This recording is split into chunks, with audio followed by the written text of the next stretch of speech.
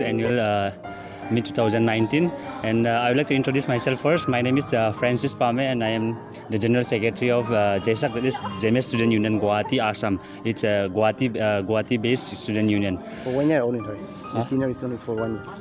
My tenure is like before I was serving as information secretary. Then the next year I was promoted as general secretary of the union. Okay, and then this is the 16th annual meet. So we are not that experienced person to organize such an event, but then by the support of everyone, the members, advisory boards, the senior members, because of them we are able to make this program successful one. So I would like to convey my gratitude to all the persons who are involved in this. Yeah.